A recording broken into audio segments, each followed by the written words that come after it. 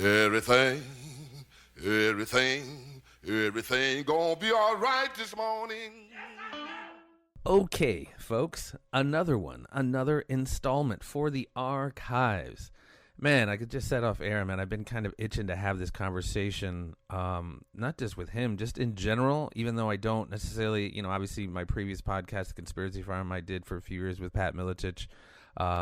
This is, obviously, this subject has gone super mainstream, so I feel a little bit more comfortable, even though this isn't necessarily a conspiracy-related show. We dabble a little bit, and this guy right here, he does more than dabble. That's why I really wanted to pick his brain. He's the host of the Generation Zed Podcast, and he's, like I said, not just in this subject, but I definitely check him out, man. He definitely goes down the rabbit hole on some very, very interesting subjects. Dave Zed's with us today. What's up, Dave? Hey, man, thank you so very kindly for having me. I truly appreciate it. As you've mentioned as well, too, I got to know you guys by, the Conspiracy Farm podcast, and then leading into following what you're doing here has just been absolutely fantastic. So I want to thank you so very much for even sort of being the guy that you would call for this discussion. But I'm very, very honored and excited to be here. Well, and you go so hard in the paint, as the kids say. It's just there's a few subjects that I can kind of speak like I have a clue of what I'm talking about. And this isn't one of them. Like, I'm really just, that's also why I wanted to pick your brain, because I'm really just kind of a lay person about it. I mean, I have my thoughts on, I think UFOs are real, and of course we're not the only ones out there, but I think there's just so much more to it as it has reached the mainstream, if you will. And I guess I kind of want to start, well, let me start asking, where did you, I mean, this is kind of a time-aged subject of, are we alone? Where did we come from, et cetera? When did this subject first start intriguing you, of UAPs, which is obviously unidentified aerial phenomenon, as well as UFOs, kind of one and the same, but when did that start for you?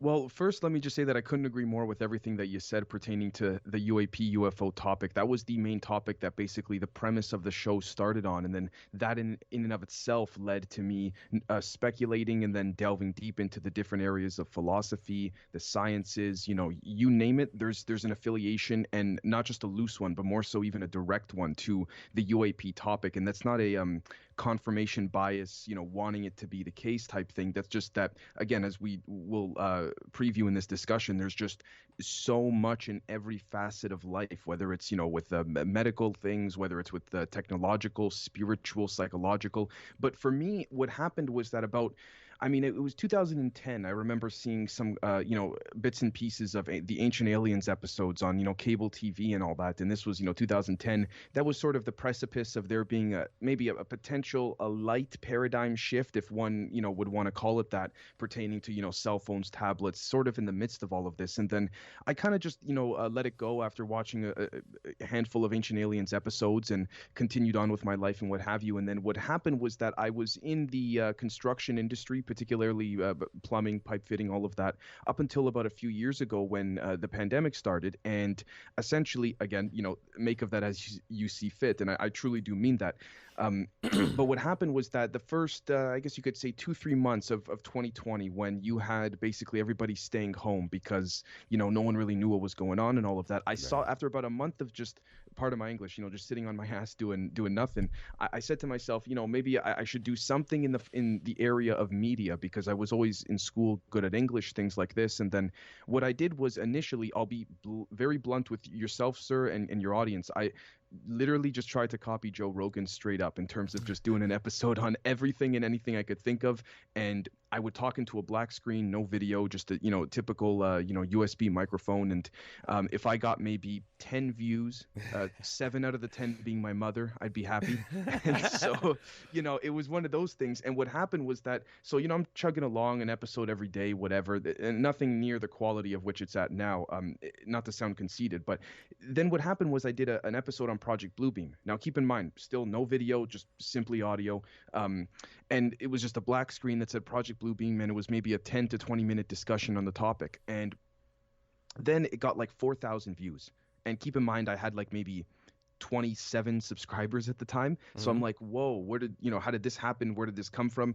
And then I did another episode on, I believe it was Operation Paperclip or something along the lines of that. And essentially from there, it got something like 1,500 views or something like that. Project, I think it was Paperclip or Project Blue Book. I'm not sure. But point being was I said, okay, something's here. And what I realized was that I then, over the next 8 weeks after those videos sort of took off relative to the size of my show, I kind of looked around and said, when I look at not just the UAP UFO category, even the paranormal, the sort of high strangeness, fringe elements of the world in terms of, entertainment and information, knowledge disseminating to the people, there was not one place where one could go and simply just explore the ideological concepts of these topics. It was always, and this is not a knock to anyone. I mean, as of the time we are discussing this today, there's seriously been in the last 18 months, in my opinion, a shift in a lot of that type of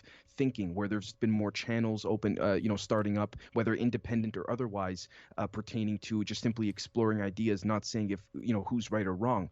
But 2.5 years ago, that didn't seem to be the case, or at least much more, far less so. And so what I said to myself was, okay, we have, for example, people attempting to do this in other fields. Why can't this be attempted in this? So I'll be very honest with you as well. The way that I slowly but surely tried to grow it and focus it on more of a UFO, high strangeness, paranormal ET topic was simply self-promoting in Reddit, Reddit groups, Facebook pages. And I say this because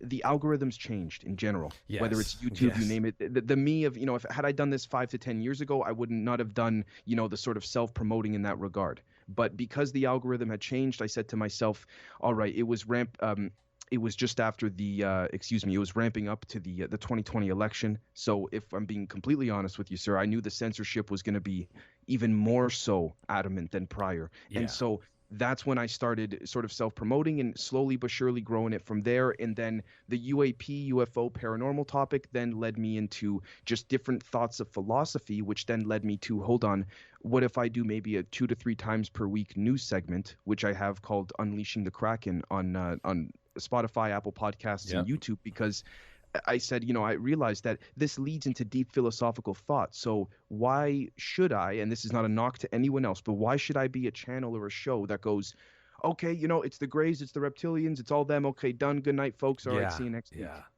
Why not take that and say, okay, what do you think? What do you think? What is it? And this is not a cop out, but my whole concept here is approaching what we call disagreements as rather differential perspectives, and that speaks to me, as what people call flexible truths, which then again leads into what we now know to be quantum physics. So, and then I would argue as well that we as a species collectively have sort of we're just rediscovering this. I think we're a species hit on the head with amnesia, but anyways, not to ramble on. That's basically how it started and why I started it. That's so fascinating, because that's when I first started this show. Episode 1 was with Pat Miletich, and it grew into obviously the Conspiracy Farm, etc. But I was literally like, the tagline of this show is a variety of guests discussing a variety of stuff, and that was like, I just basically wanted to do like Joe Rogan was doing. I'm not approaching any of the kind of numbers or the $200 million paychecks, but I've always loved. I don't do the like arguments or discussions in bars, but I always loved hearing people geek out and just talk about things they're passionate about, whether it's whatever it is, you know what I mean? Because like this conversation, like you're very, not supremely concentrated, but you're a jack of all trades. So it's interesting to talk to somebody like yourself who's got a lot of stuff on his mind. And like you were talking about, we oftentimes disagree, unfortunately, but I always loved exchanging ideas.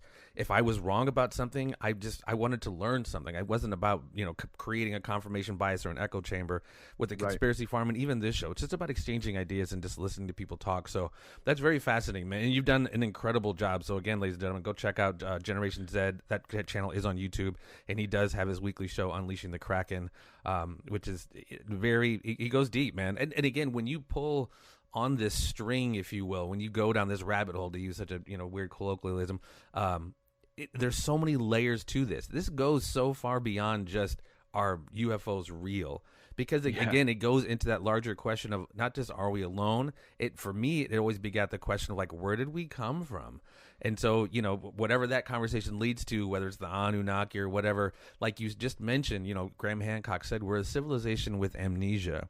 And so many of our institutions have doubled down on obscuring and obfuscating and misleading us to keep us from understanding that civilizations have come and gone, in my opinion, so many times. But they make it seem like, you know, we were these, you know, whatever, cavemen, and we grew to this linear form of history that we were cavemen and we grew to these advanced people now. And I don't think that's true at all. And when we start talking about, you know, UFOs, UAPs, this concept of getting into, man, well, there's no way we're alone. There's so many layers to it, like you said, from philosophical, metaphysics, paranormal, etc. It's a very rich subject, and I hope we can scratch the surface on at least a little bit of it. Because, like I said, I'm just a lay person when it comes to this, but I find it so fascinating. Because again, if I could say, yeah. If I could say as well, sorry to interrupt you, that No, as well, let me be very clear to your audience as well, too. I make it very clear on my end of the show, too, that whether it's when I'm doing my best to attempt to report the news neutrally or present, you know, anything having to do with physics, mathematics, you know, philosophy, engineering, you name it, esotericism, all of this.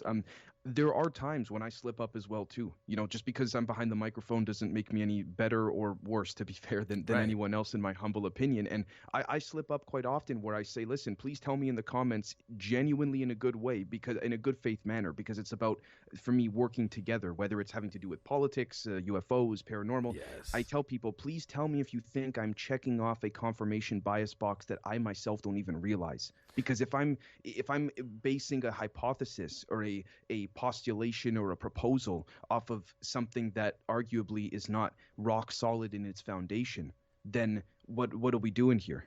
Well, and Right. again, and you got to be open to learn. You know, we got to Right. be water, like Bruce Lee said. And again, with Yep. with so many of these, with cosmology and politics or whatever, everybody puts so much. There's so much ego in people's worldview. They got to be right. When it's Right. just like it for me. I used to say it on the show all the time. The Conspiracy Farm. This is my considerations. My considerations suggest X, Y, Z. I'm not sitting there saying, boom, this is. I'm very Socratic, man. All I know is I know nothing, and my considerations just suggest certain things. That's why I love the Right. exchange of ideas, because it's like, oh, wow, I never thought of it that way. Oh, wow. I mean, I'll just say this now. When I was talking with a good friend, Matt LaCroix, who's an incredible author, the guy's just doing incredible work on ancient civilizations. We were talking about the Anunnaki one time, and I asked him a question. I said something about, well, if they were here, where did they go? And me phrasing that question the way I did just belied a certain limited way in which I thought of them, again, as like linear, like they traveled from A to B, where he's like, well, maybe they didn't go anywhere. And that just, and then we start talking about the multiple dimensions. Maybe they're still here. We just don't see them, similar to the light spectrum. We know infrared is there, gamma rays are there, X-rays are there, but we just can't see them. So again, it just challenges it. Conversations like these, and hopefully, you know, like yours as well, help challenge people's thought process and thinking outside of the box, because, you know, we don't know near as much as we think we do, and it is the moment we think we got it all figured out, that's where we're slipping, man. That's where we're slipping. I couldn't agree more. Literally everything that you just said, I truly could not agree more. And honestly, I have to say, man, surrounding myself with people like yourself and discussions, you know, just engaging on social media as you and I do from time to time, whether it's Instagram, Twitter, you name it. I have to say that, and really not saying this because I'm on your show, and I'm not trying to blow smoke up your ass because I'm on your show, but Feel free, go ahead. You do a great job of that, man. And I say that truly because I am. Forgive me, particularly to your audience, if I sound over simplified here, but I am baffled, brother, by the amount of people that are so tunnel visioned. And it's not that they're tunnel visioned that baffles me. What baffles me more so is that they're not willing to consider other perspectives and or possibilities outside of that tunnel vision. Yes. I have that's what it is to me. It's not that someone has a tunnel vision, because I mean, look, when we speak, if you want to talk about relativity and, you know, micro versus macro, if we zoom out big picture, we can argue that you and I have tunnel visions compared to what's out there. But the point is that, again, we're being, you know, someone like yourself, you're willing to learn and go, oh shit, I may have been wrong about that, wrong relative to what I thought initially something was. Yeah. So I'm just baffled that the closed-mindedness is so rampant. Well, and again, I talked about, I say it all the time, and it's almost cliche. And I think, the Matrix, we talk about it all the time. People talk about it all the time, use it as a metaphor. I think it's like a documentary more than it was a movie, because there's this false reality that's placed over reality. And again, and not this, believe me, man, this is not a knock on anybody who happens to be religious or got a lot of letters behind their name from academia. These institutions, I think, serve to keep us from seeing almost the bigger picture. It's part of the conditioning of, we just pump out these assembly lines of people who think only in a certain way. And I think you're right, as when you were saying, more these subjects are becoming more and more prevalent. More people are talking about this kind of, metaphysics, paranormal, UAPs. I mean, we could get into why that is, the shift from Pisces to Aquarius and the awakening of consciousness, etc. But I think, like you said, more people are starting to awaken, if you will, and we're hopefully becoming less and less a civilization with amnesia, which I think can only help, man, because I think we're just, a lot of our thought processes are just so backwards. And again, a lot of our institutions help to, as Bruce Lee said again, solidify that which was once fluid. Right. And again, I wanted to be very clear as well, too. It's very difficult for me not to get into the sort of conspiracy talk, as people say, simply because even if we look at just general, I guess we could say, and I don't say this in a negative way per se, but not necessarily positive either. But when we look at control structures of things, whether it's in academia, whether it's in finance, whether it's in, big tech, big oil, you name it, even in religious institutions, there seems to be, at least in my humble perspective, and I could be wrong, to be clear, a deliberate effort to ensure that each category of life in that regard stays under some form of control. Yes. It may not seem like control to the immediate individual, such as yourself or myself, but again, take that macro, big picture perspective. There seems to be some attempt at coordinating a sense of a loose, at the very least, a loose control system. Now, again, I think that kind of goes without saying to even those that are not, quote unquote, conspiratorial per se. But the question becomes, okay, Dave and Jeff, why would that be the case? Well, let's think of it like this. If let's say, for example, we realize that we can communicate with each other, let's just say hypothetically, telepathically, which quantum physics shows is in fact possible without things like nanotechs and implantables and anything external, as they talk about the, dare I say, the spirit, the chi, the prana, the Christ consciousness, whatever you want to refer to it as. The idea here is that we can do this without the hardware. Now, the question becomes, why would the hardware be implemented or implanted, Neuralink, things like this? Why do you have Klaus Schwab saying, okay, in the next 10 years, we're all going to be able to hear each other's thoughts?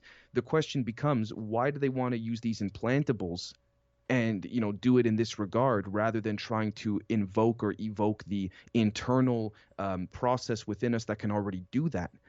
Dare I say, it's because they can't control that internal process we have. Exactly. But they can control when you have the chip in your head or something like this. So again, without crossing that line too much of being a fringe thinker, I think that sort of label of being a fringe thinker, it's either going to be applied to almost everybody these days, or it's just with the utmost respect to not just your audience but to those out there, it's just that people may not see it.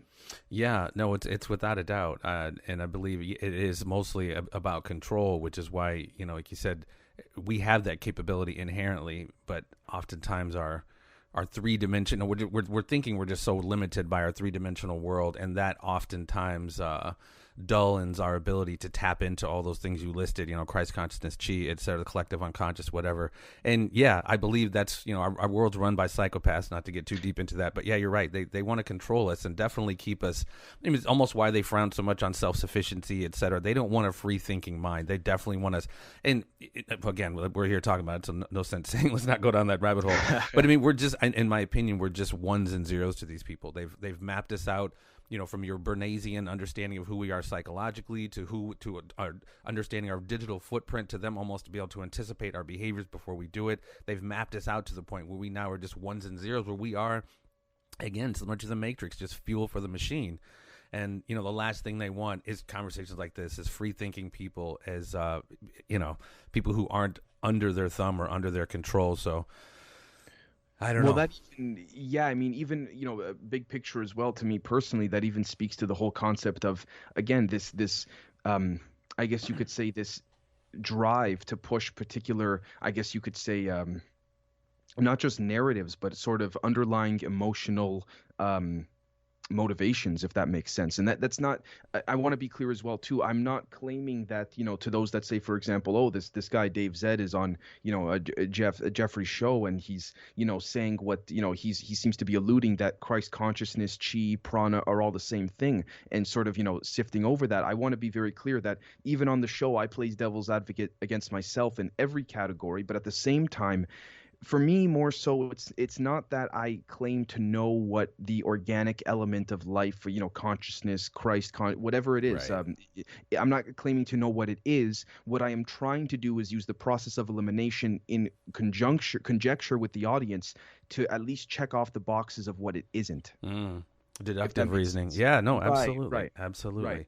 And sometimes there are cases where we revisit that, and I have to come out on the show, and I have no problem doing it, going, hey guys, I was wrong about this, and it turns out that, so and so, for example, let's just, Stephanie said, for example, or, Bob said that, hey Dave, did you see this? And boom, my perspective on something that I dismissed goes 180, and it's now reintroduced into the picture again. Yeah, I mean, that's the beautiful part about it, man. We never can stop learning. Right. We can't ever stop. Yeah. Well, if I could, sorry, right before we go on, if I could say Yeah. very quickly, speaking to that, many computer scientists listening to philosophers, computer scientists, physicists, mathematicians, debate and all of this. It's interesting because a lot of computer scientists these days are postulating that in many cases, if you have energy nodes, let's say, which are, like soups of energy particles, you name it, and then you have the frequencies going from one node to another, or energy strings, vibrational strings, whatever you want to call it. Many computer scientists are postulating and proposing that the transition state is actually more significant than the node it is going to, which to me philosophically implies the joy is in the journey, so to speak. Without a doubt. So, right, which speaks to also, again, the concept of everything is vibrating and moving. Because if, say, for example, what we define as matter were to sort of just freeze and stay still, what would that look like? We don't know. Because even the chair that you're sitting on, the chair that I'm sitting on right now, the microphones we're talking into, at the molecular level, what we call the subatomic level, which we can now, confidently state the quantum level, Yes. is vibrating constantly. Yeah. So it becomes like, all right, so when does it stop? And then if you zoom in even more so than the quantum level, if that were to even be possible, you would find even more moving parts. You keep zooming into that, it just keeps going. Well, it's interesting you brought that up, because I was listening to some Michio Kaku the other day, and he's obviously big into string theory. And Right. I've said that before, and it comes back down to, like I was saying, we're kind of just three-dimensional creatures, just experience this world subjectively through these very limited senses. But like I was saying before, we don't just stop at 3 dimensions, but we're just so trained and conditioned within this kind of finite, being able to perceive the world. Sorry, if I could throw my 2 cents in on Michu's subscription to string theory, I don't disagree with him. I think he's just, and again, this is the whole point of exploring ideas. I think he's missing something, but I could be wrong too. Well, just in the essence of, like you were saying, everything is about vibration. It's not so much about the physical 3-dimensional world. It's the space that's in between it that's all vibrating on a certain frequency. And speaking about frequency and consciousness, going back to kind of what we're saying, why we're also trapped. It seems like the world that's ran by psychopaths wants to keep us vibrating at this lowest frequency possible. Yeah. But, yep, and they only seem to be giving us positivity when necessary, because just like in life, the yin, the yang, as above, so below, like a teeter-totter, if one side leans too much in that direction, it's got to even itself out eventually. Yeah, everything's a balance, man. Everything's a balance. Well, the reason for the season, brother, we're sitting here philosophizing, hypothesizing, speculating, but this UFO phenomenon, this UAP phenomenon, we've been talking about it, we've been seeing it, even in the Bible, the wheel of Ezekiel, et cetera, et cetera. Yep. But it's always been maligned. It's always been this like third rail, oh my God, tinfoil hat. But for some reason, and I don't know when you start seeing it, for me, I'd say within the last definitely 5, maybe 10 years, there's been more and more quote unquote legitimate, more mainstream information coming out about it. Going back to the Travis Walton, I think it's Travis Walton, the movie The Fire in the Sky, the stuff about Betty and Barney Hill in 1961. We've been hearing about Roswell, Philip Corso's book, Day After Roswell, I think it was. We've been hearing about it more and more, but specifically in the mainstream news, and now, for the love of all that's decent, the government just had a hearing recently, and for me, that's just like, being as cynical as I am, that is just the hugest red flag of, they're going to feed a sewer rat and tell us it's pumpkin pie, and they're going to find some way to kind of, I don't know. That's what I want to know. Why is it so mainstream now, to the point where you're seeing I think it's Top Gun pilot commander David Fravor. He's been on a bunch of different shows talking about 18-year naval pilot witnesses his TikTok and the video, and the naval videos have been released, the Air Force videos have been released, all this stuff that's out there now. So they're at least acknowledging it's true. Why now? Why this soft disclosure? It seems like. Right. And I want to say as well, too, for people like yourself that have been, observing this for decades and are now saying, okay, why now? Well, first and foremost, and I really do mean this in a good faith manner, for me, in a simple reductionist perspective, I would say, why not now? But here's the thing. To that, because I totally understand the whole holy shit, here he goes for saying why not now, and this whole I hear people when that reaction or response is given.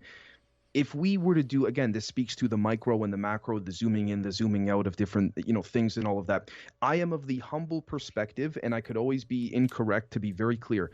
But what I've gathered so far, as of the day right now, which is June 14th, 2022 at this time, what I've gathered is we are seeing multiple different elements inside the United States federal government that are attempting to bring this out, and multiple other elements that are attempting to suppress it.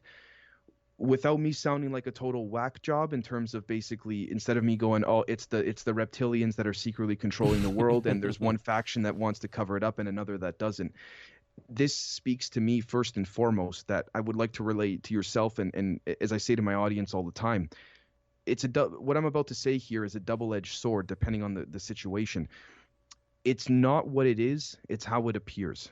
And we can say that speaks to life in general. Now, the reason I bring that up is because I think what we're seeing in very basic layman's terms with respects to the UAP and all of that is we are seeing the efforts of an element that wants to bring some of this to the forefront and let not just the American people, but humanity as a species on the surface of this planet know. Now, that is not to say that I am implying that this is a positive effort overall. We always have to remember that, just like in life, I would dare allude or correlate a parallel to the United States federal government and the 5 mafia families of New York.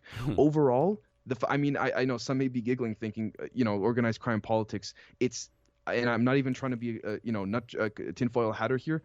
I'm of the humble opinion it's the same thing. Oh yes, without a doubt. Without a doubt. When we look, for example, at the 5 families of New York, let's say, and we see that the interest of mafia families, big picture, the overarching interest, is the same thing: make money, continue to thrive, so on and so forth, but within those families you have different interests or sub-interests within those families. Then within each family you then have different factions. Within each faction you then have internal friendships. Within the friendships you then have personal relations, whether good or bad, with certain individuals within those friendships. So what we're seeing here is, I think, and forgive me, I'm not trying to overcomplicate this, but I think what we're seeing is an ongoing battle between elements behind the scenes.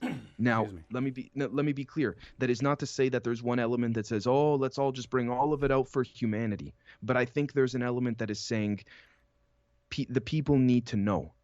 To an extent. Now the question then becomes, why is there even an element that exists that is saying that after such a prolonged cover-up? And this is the part where I'm going to be very, very blunt with you, brother. I think what we're witnessing on the surface of the Earth right now is a shift in the magnetic poles, in the poles of Antarctica, the North Pole, the South Pole. I hear about that. Yes. Right. I think there's been speculation and alleged rumors. I can say I've spoken to some people, unfortunately off the record, who wouldn't want to come forward, but even more so that you have military and private industry recalibrating their gyroscopes relative to the LEO, the low Earth orbit satellites, in order to attempt to not make it appear as if these poles are shifting in this regard. We have Antarctica, exceeding 70 degrees Fahrenheit in temperature very recently. And so I think what we're seeing here if we push aside the inner Earth, we push, Agartha, the Nazis, the moon thing, all of that kind of stuff that people love to delve into, the Greada Treaty with Eisenhower, you name it.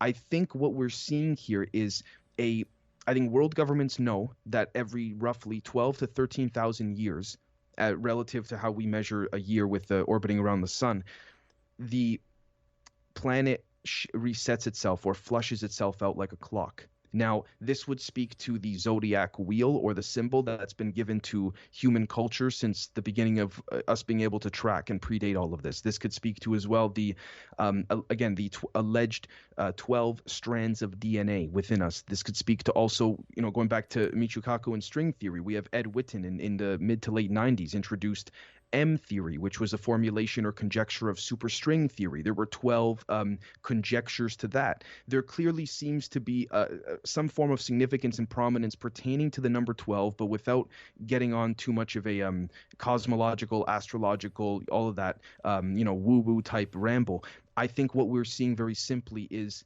the planet flushing itself out, world governments knowing this, and there being an attempt to either divert or introduce certain resources and technologies that would coincide with a potential upcoming event of this sort.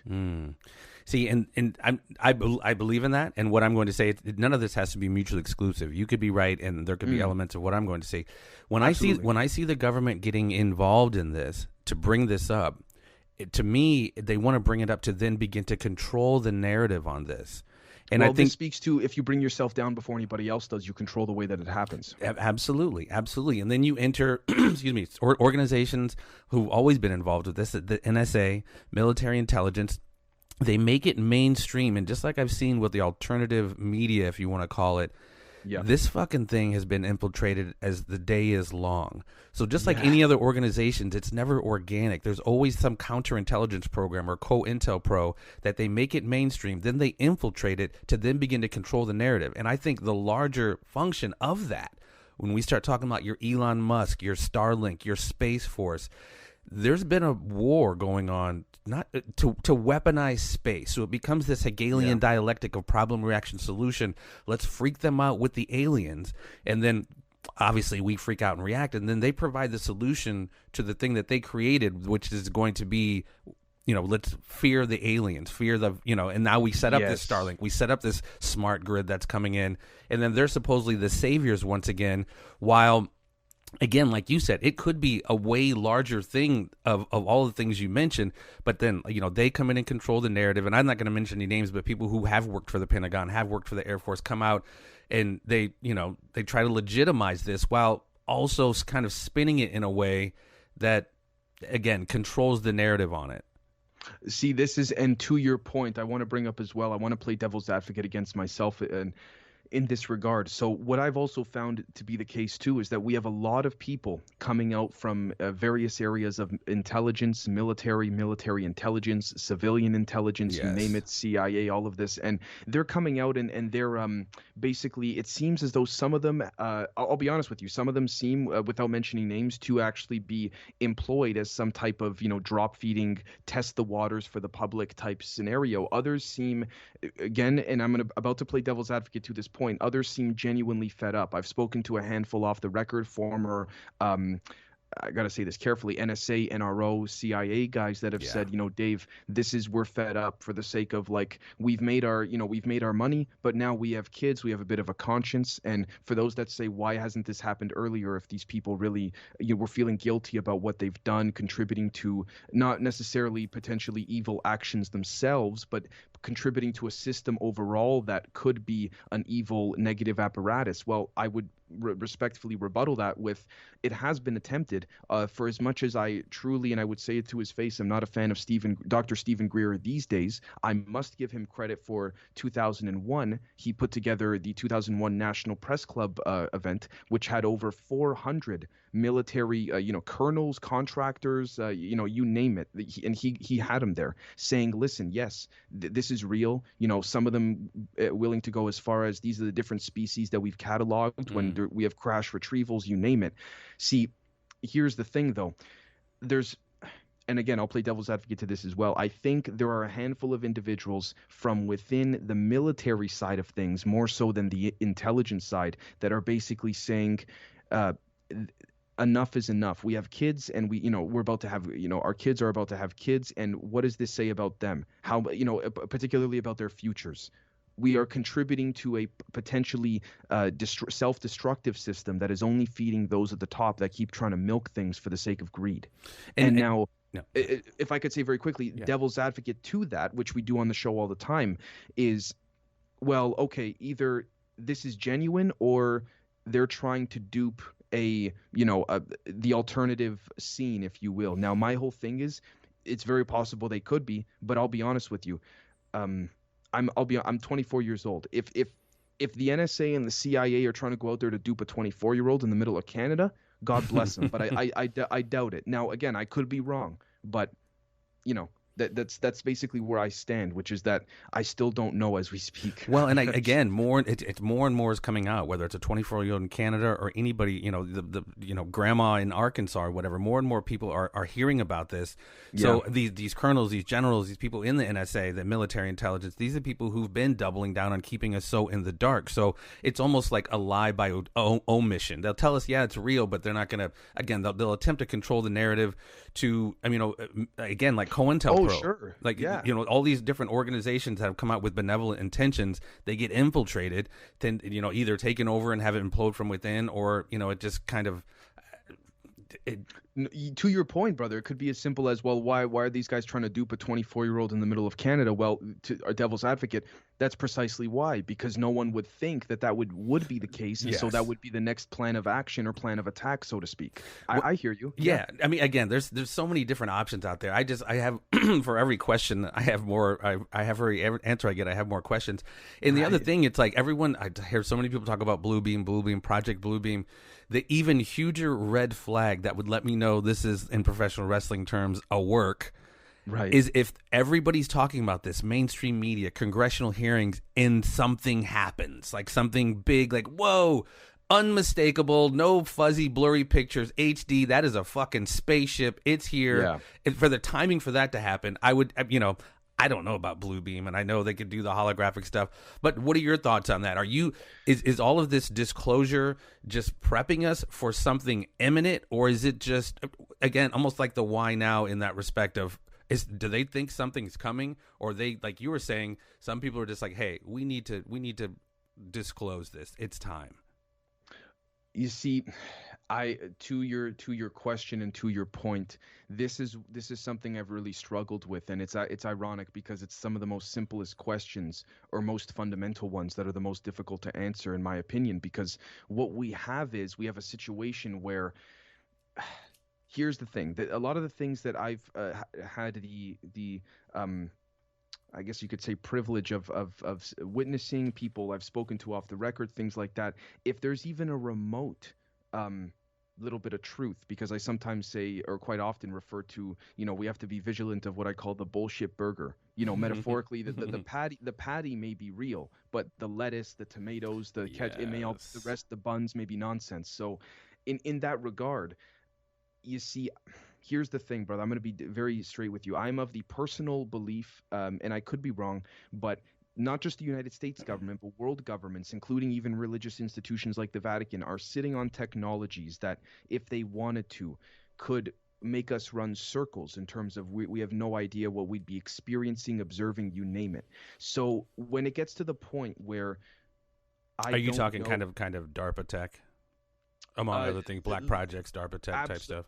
Absolutely, with the ability to bend break or what we call matter, programmable matter, sort of like Transformium in the Mark Wahlberg Transformers film with Stanley Tucci a handful of years ago, when you could turn literally your mind using remote intent, which is what meditation allegedly uses in all of this.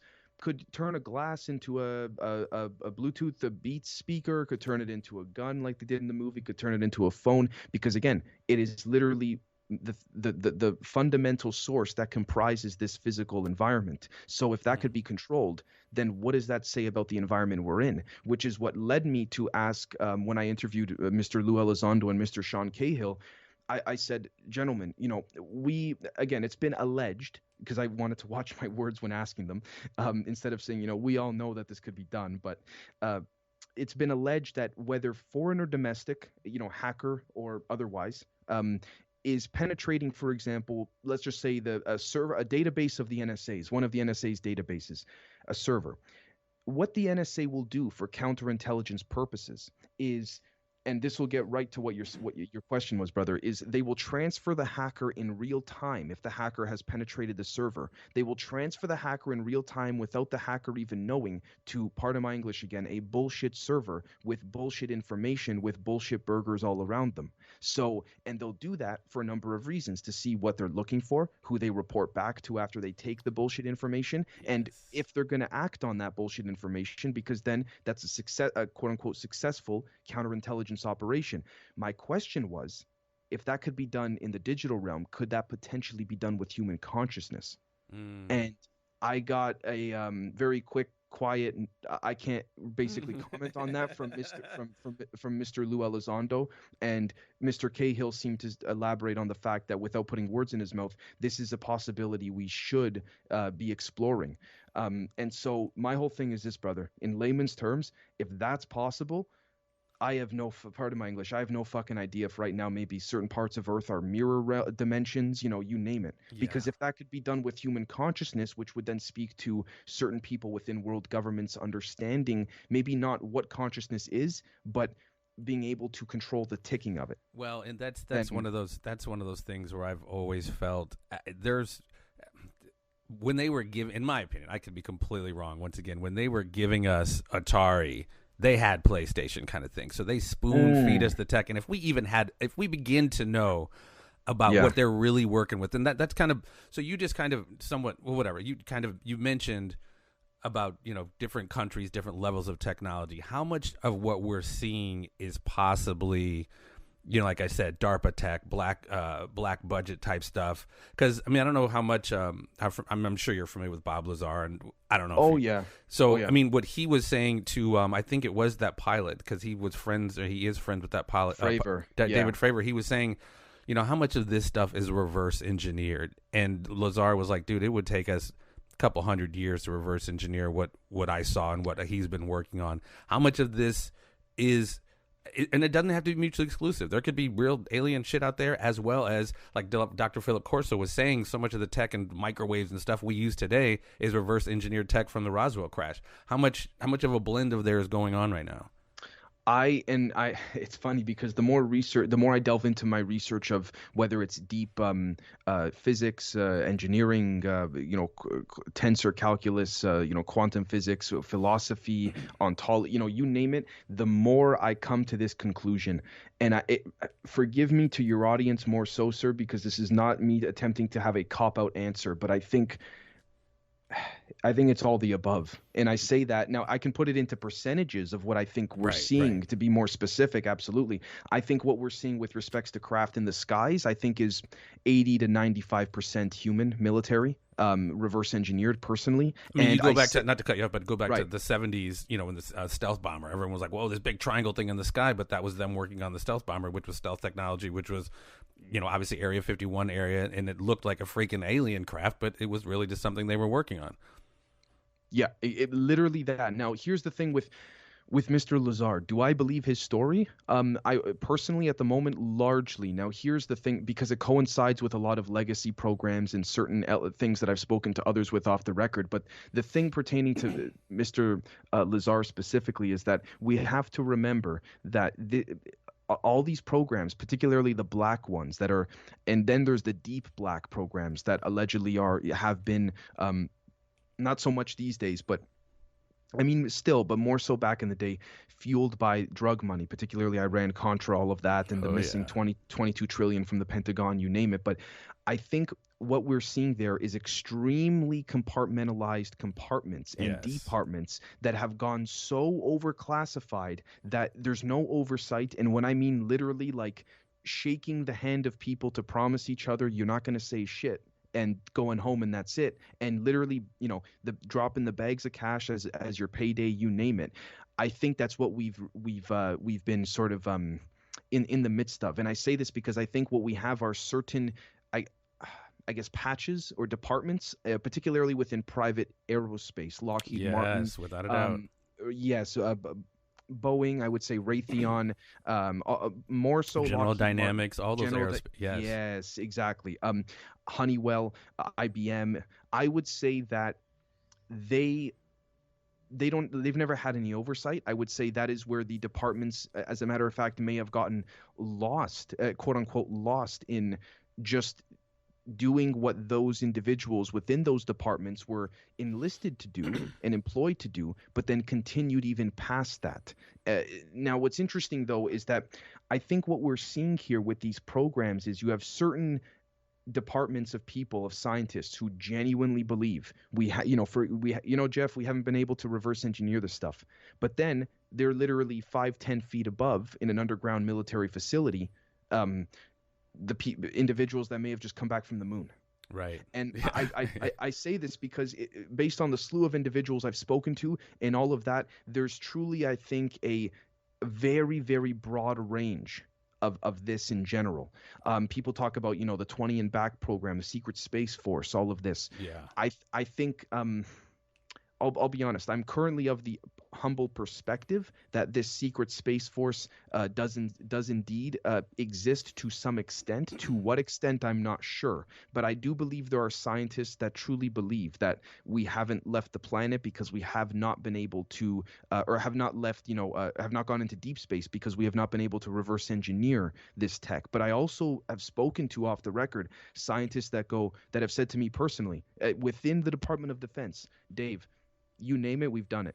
Like literally, portals, stargates to Andromeda, we've done it. Others that have said, Dave, no, don't. It's nonsense. Now, again, I have to take that with a grain of salt. Is it BS? Is it to lead me off the beaten path? I'm not sure. But sorry for such a long answer. But my thing is this: if I'm, say, for example, Jeff, you're the president of the United States.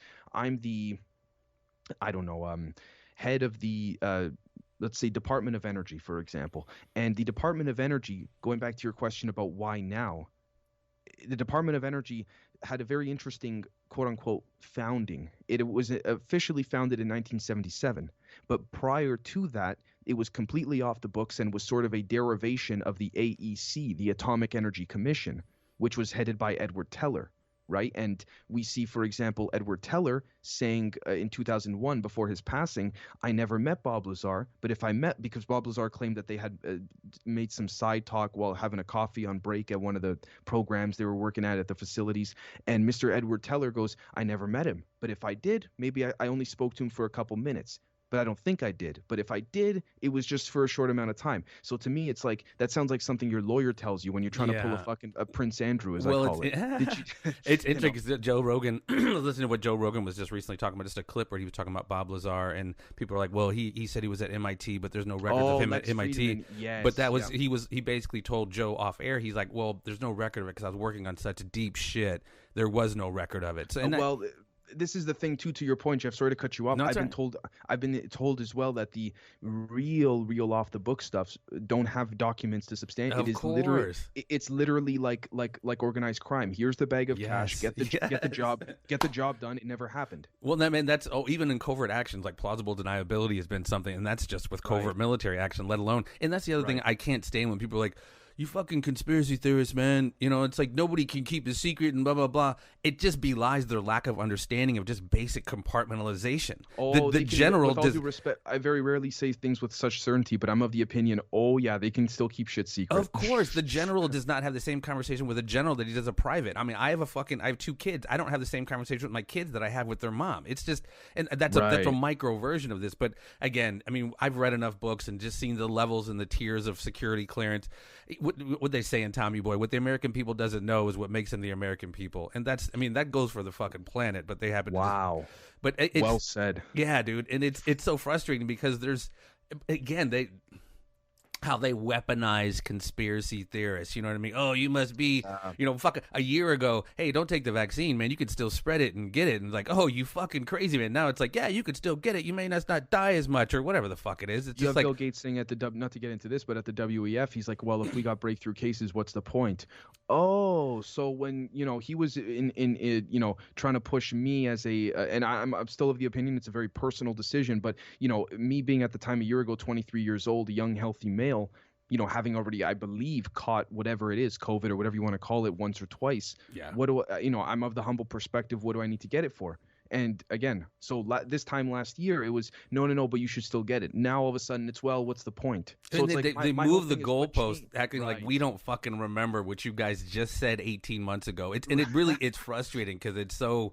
People got their lives, their jobs taken, cancel culture, fucking deplatformed for saying, what one day is a conspiracy theories, next day's mainstream fucking news. And if we look at it, for example, big picture, we'll find, for example, that we see this there were documents that were recently declassified by, I believe, either the FBI or the CIA that had transcripts discussing that President Richard Nixon wanted to bomb certain parts of Miami in order to blame it on Castro to then justify a full-scale war. Now, here's the Operation Mongoose. No, Mongoose. Northwoods. There we go. And of course, you got Gulf of Tonkin for Vietnam, you name it. But the thing ultimately here is that the same old shtick that seems to be played over and over is, that was 50, 60, 70 years ago. The people in there now wouldn't do it. Oh, yeah. Really? And again, they read from if it ain't fucking broke, don't break it. They read from the same fucking playbook.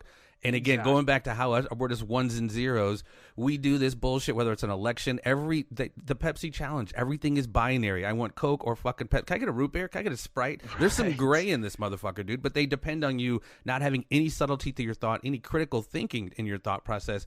And, again, I think it's they want to keep us as red-pilled as possible, fucking trampling people for Black Friday deals, keeping up with the Kardashians, whatever way they want to keep us dumbed down. So when conversations like this come about, it's like they have no frame of reference. So like, dude, I don't even know what the fuck what's the Drake equation? I don't even know what the fuck. You know what I mean? There we go. They want to keep us as dumb as fucking possible.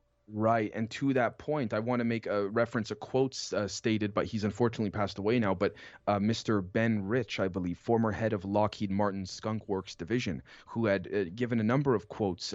He had attended some MUFON, Mutual UFO Network conferences back in the 90s or late 90s, early 2000s after he was, getting much up there in age and all that. And there's certain individuals, just like in organized crime, go figure, where they have security clearances, they have extremely sensitive NDAs and all of this as it's been referred to as, but there's a point where in a handful of instances you have individuals that are just so respected up the chain that if they let something slip here and there, they're not going to get in trouble. And so, case in point, Mr. Ben Rich said at a MUFON conference, we now have the ability to take ET home. Yes, and he kind of just left. He just kind of left it at that. And they're like, "What do you mean?" He's like, "I can't go any further than that." Now, here's what's interesting.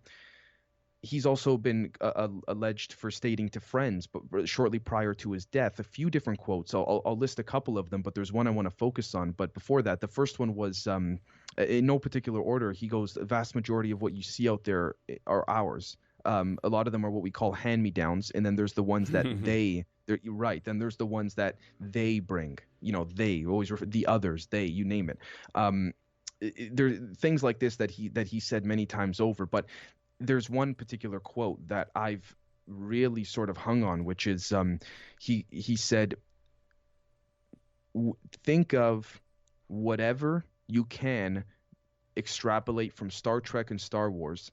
And I'm paraphrasing this part here. He basically said, multiply it by whatever number you can think of, and then add an extra 50 to 100 years onto that. And then this is when he goes, we have it sitting in the Nevada desert underground. And this is the part that hurt me, where he goes, but it would take an act of God to get that technology out, which speaks to me of, again, what we spoke on, starting this conversation an hour ago, the concept of the control system. What would happen if you brought out this free energy technology, right? This anti-gravity. You can then produce force fields. You can then, grow food in your backyard using free energy. Well, we saw what happened to Nikola Tesla, so we can kind of understand what would happen. Right. This whole thing of, then realizing the whole system would collapse based on what we're basically working under, paying bills. Life works like a 30-year mortgage. Just keep that cycle going, that whole concept there. And again, here's the thing.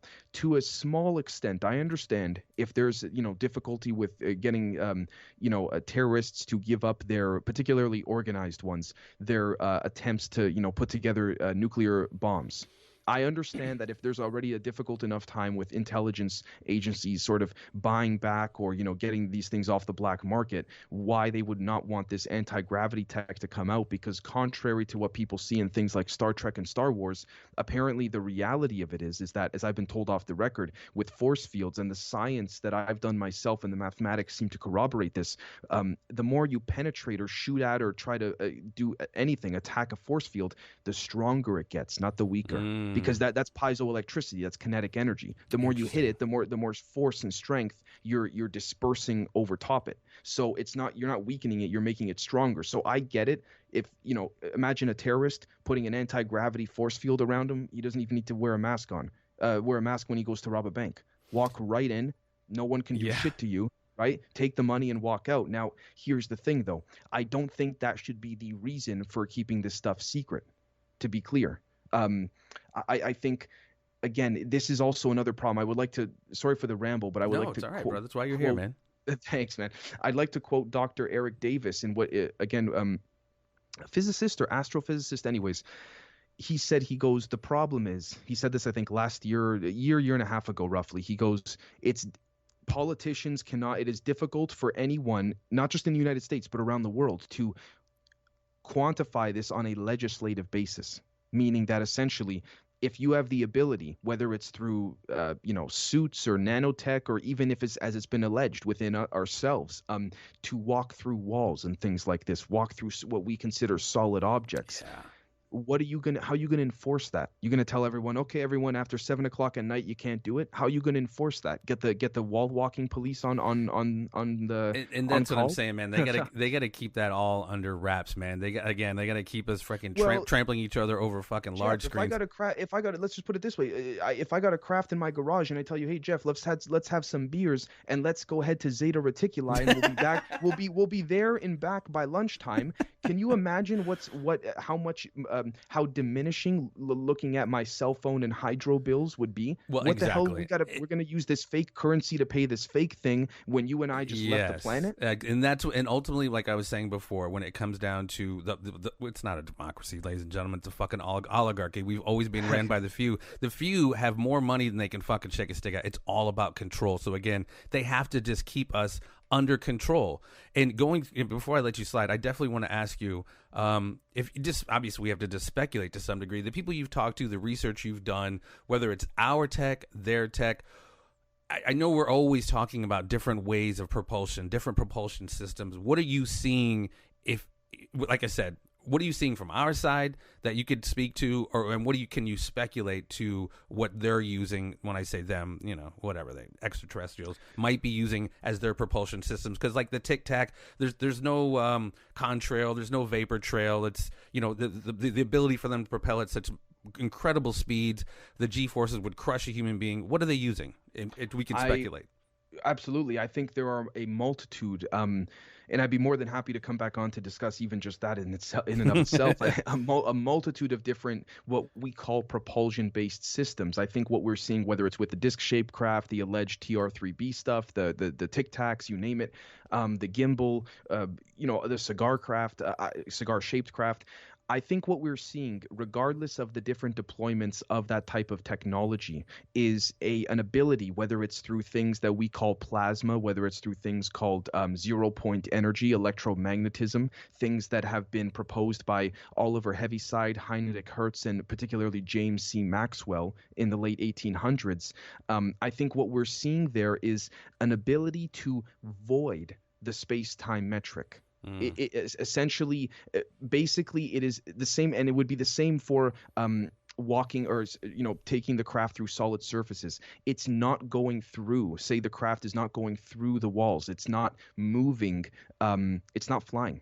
it is voiding the space-time metric or simulation, or again, not to allude to this, but video game that we live in, essentially. So basically, we, from an external perspective outside the craft, we see the craft, holy crap, it just shot up okay, let's put it this way.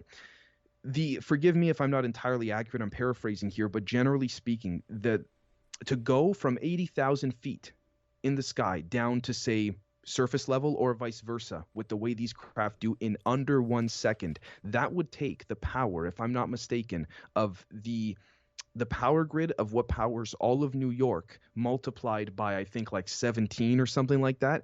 And that, just to take that energy and put it into our rocket-based propulsion systems now, in pure theory, something along those lines is what it would take. Wow. Oh, excuse me. The ability to power New York for 80 years multiplied by some double-digit number is essentially what it would take for our current propulsion-based rocketry apparatuses to do.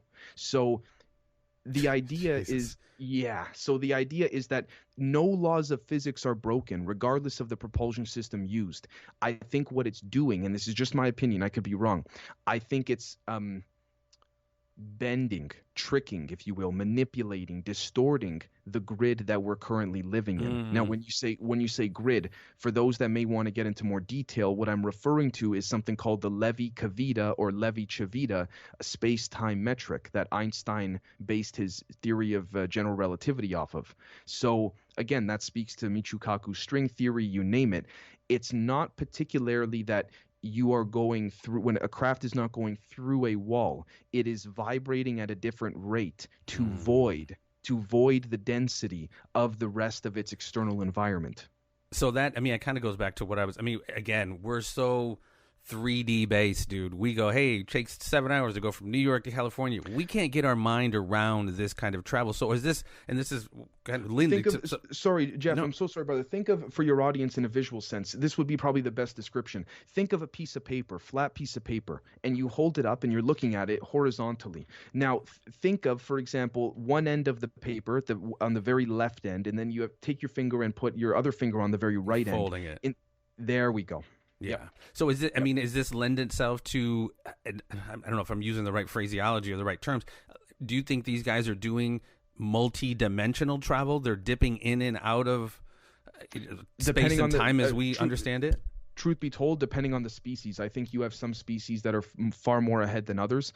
I think you have some that are more nuts and bolts than others that are more, dare I say, energy-based than others. And yes, I would say, okay, big picture.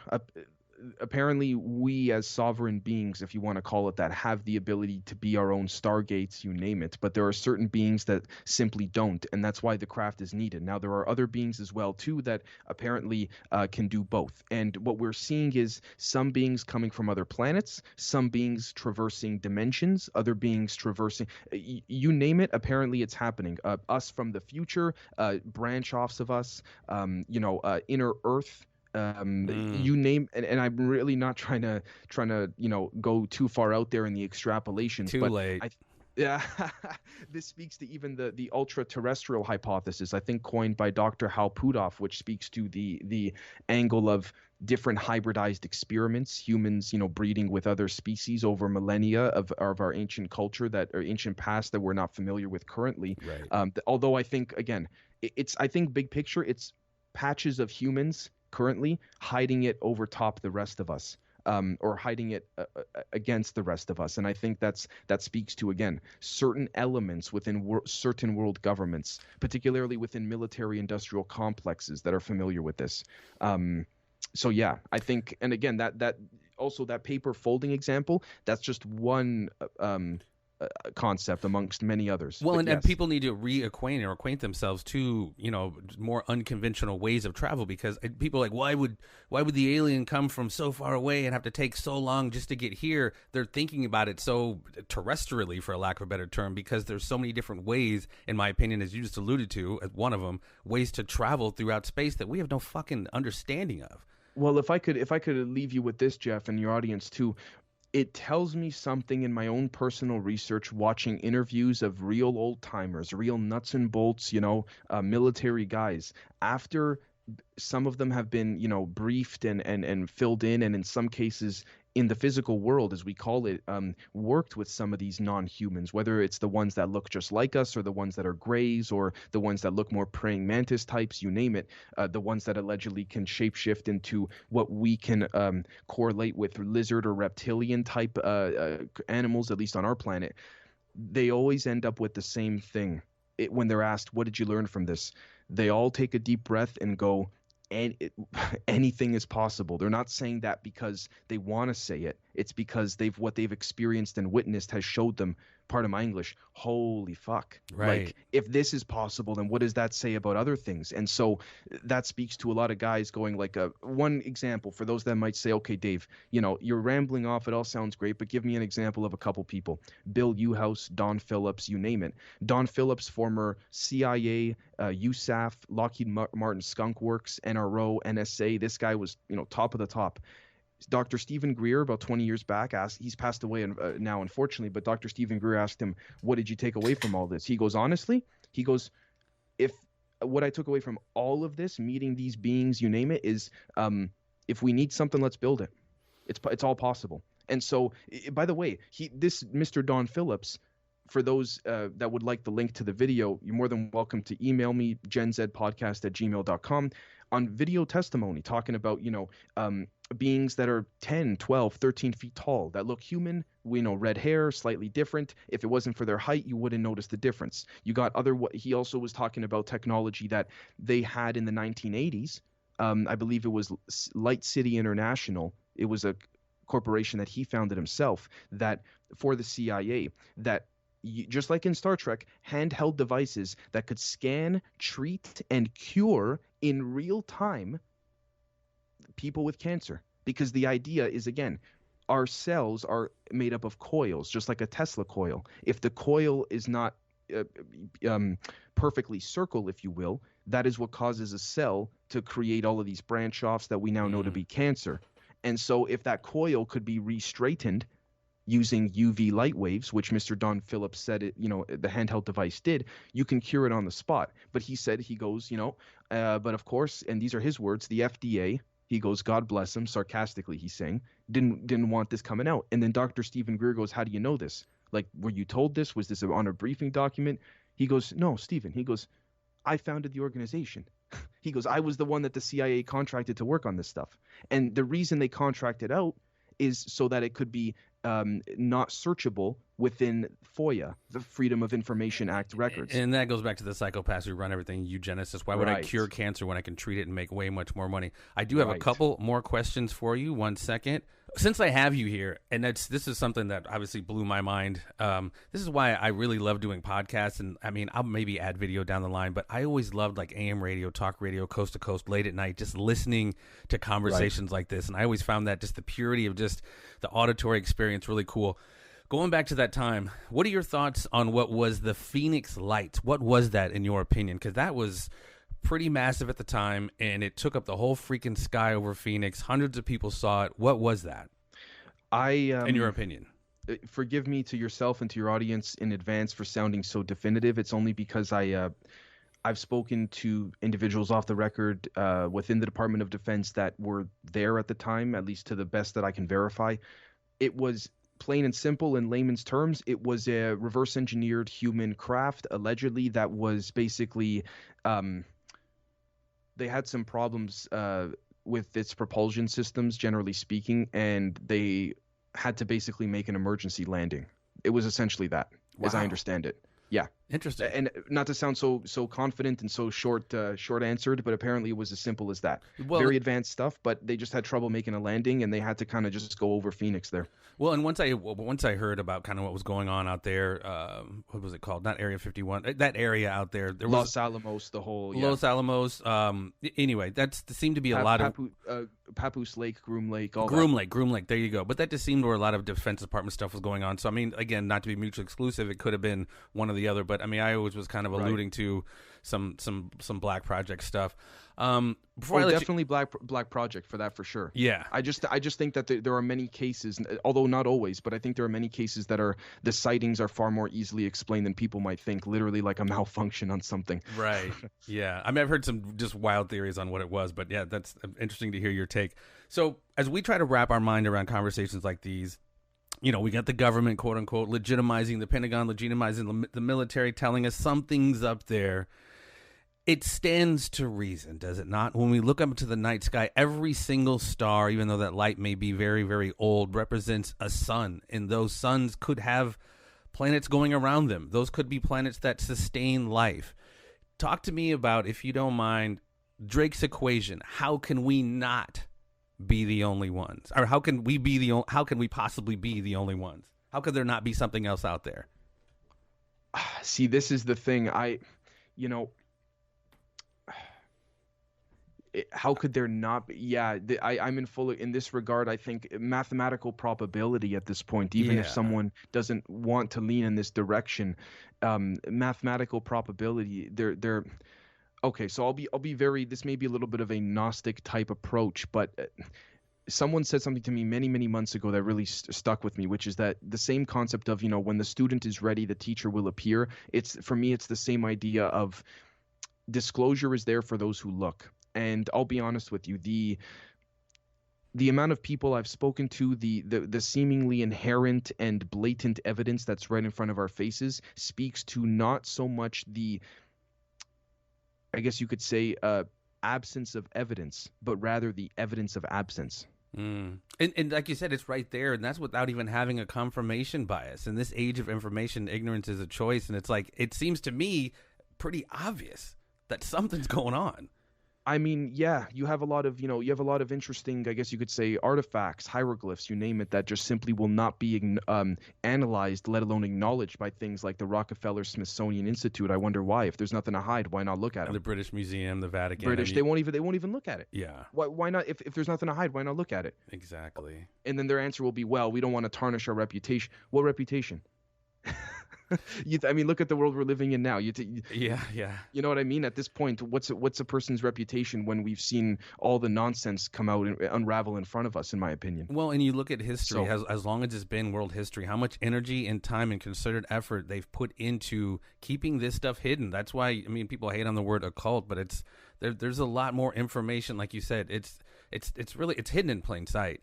And, like Graham Hancock said, we're a civilization with amnesia. The information is there if we just go look for it. But in the age of, the government getting involved in the NDAA, it is legal for the government to propagandize you. So discernment has to be a premium in your research, because there's so much mis and disinformation out there to malign this kind of research and these kind of conversations. Right. It's really up to us to, again, exchange ideas without necessarily setting up this huge confirmation bias. Stay out of these echo chambers that just, confirm what you already believe, and, just keep learning, man, in my opinion.